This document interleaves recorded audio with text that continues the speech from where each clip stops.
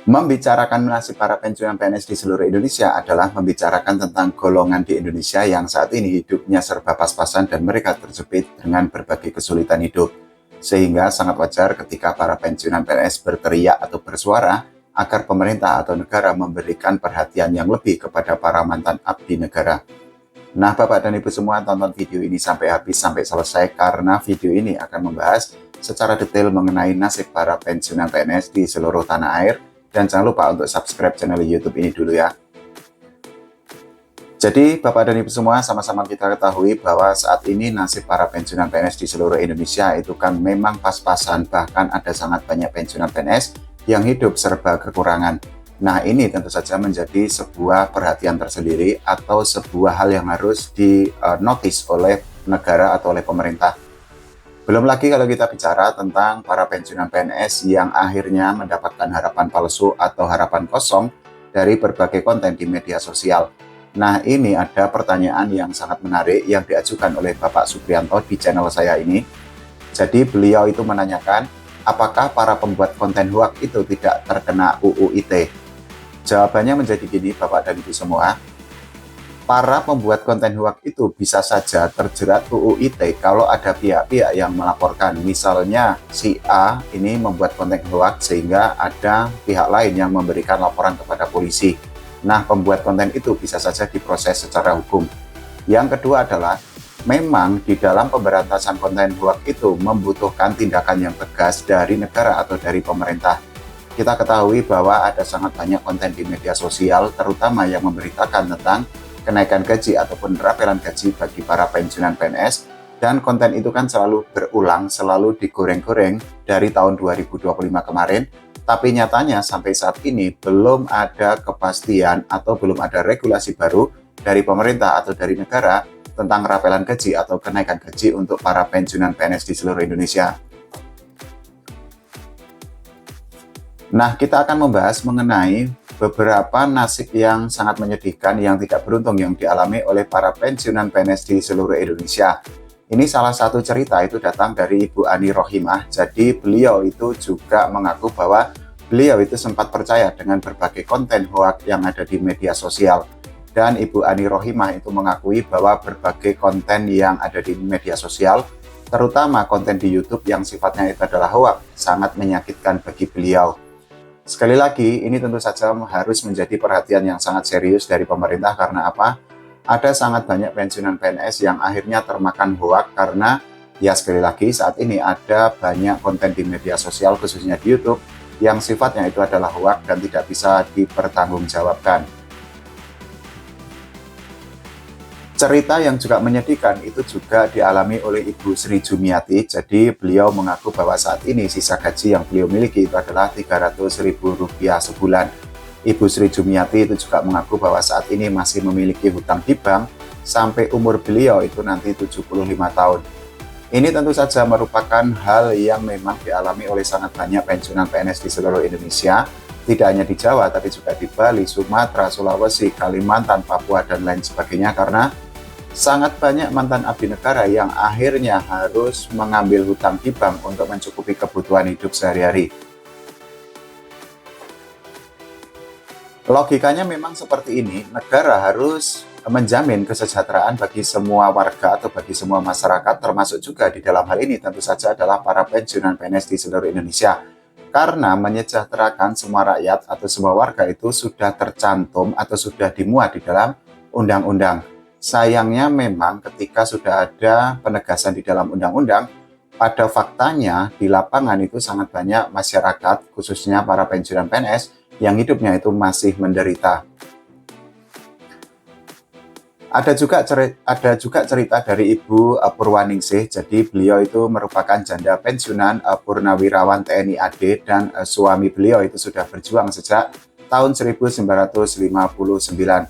Nah, Ibu Purwaningsih itu mengakui bahwa saat ini beliau itu menderita dari sisi ekonomi. Sekali lagi, tentu saja orang-orang yang memiliki jasa yang sangat besar itu tidak boleh dilupakan, karena peran atau kontribusi mereka terhadap negara itu kan memang tidak bisa dipandang sebelah mata, tidak bisa untuk diremehkan, sehingga ya negara atau pemerintah wajib untuk menyejahterakan semua rakyat, termasuk janda pensiunan, kemudian untuk para mantan abdi negara. Kita bisa membayangkan kalau negara memberikan perhatian yang lebih besar kepada para pensiunan PNS, tentu tidak akan ada pensiunan PNS yang akhirnya hidup serba pas-pasan, harus bekerja serabutan, harus mencari uang ke sana ke sini atau bahkan sampai hutang dan menggadaikan SK, karena ketika mereka sejahtera, ya mereka hanya perlu menikmati masa tua dan mereka hanya bisa untuk menikmati masa pensiun dengan lebih tenang lagi. Cerita yang juga sangat menyedihkan itu juga dialami oleh Ibu Endang Yayah. Jadi beliau di channel saya ini menceritakan tentang nasib sehari-harinya. Ibu Endang Yayah ini merupakan pensiunan guru dan saat ini sisa gaji yang beliau terima setiap bulan itu adalah Rp200.000. Selain itu, ada hal lain yang sangat menyedihkan yang dialami oleh Ibu Endang Yayah. Jadi beliau mengaku bekerja sebagai ojek manual dan sampai saat ini beliau itu masih memiliki hutang yang belum lunas. Kita bayangkan seseorang yang bertugas mencerdaskan kehidupan bangsa, dalam hal ini adalah guru, ternyata ketika mereka sudah purna tugas atau sudah menjadi pensiunan, nasib mereka itu ternyata kurang beruntung. Padahal kita ketahui bahwa semua pejabat di Indonesia ini itu kan mereka bisa sampai di titik sekarang, mereka bisa sesukses sekarang itu juga tidak terlepas dari peran guru ketika mereka masih bersekolah. Sayangnya nasib yang dirasakan atau dialami oleh anak didik dengan para guru itu kan sangat bertolak belakang. Ketika anak didik yang dibimbing dengan sangat baik, kemudian diajari dari membaca, menghitung, dan lain sebagainya dengan sangat sabar, dengan sangat laten, mereka bisa mendapatkan kehidupan yang lebih baik, mereka menjadi orang sukses, bahkan menjadi pejabat negara. Tapi di sisi lain, guru yang memperjuangkan nasib mereka ketika mereka masih sekolah, justru hidupnya itu kan sangat kekurangan. Contohnya yaitu tadi Ibu Endang Yayah, ketika gaji mereka atau gaji Ibu Endang Yayah hanya tersisa Rp200.000 saja. Kita bisa membayangkan betapa pusingnya Ibu Endang Yayah dan juga para pensiunan lain di seluruh Indonesia ketika gaji yang diterima setiap bulan itu hanya tersisa ratusan ribu rupiah.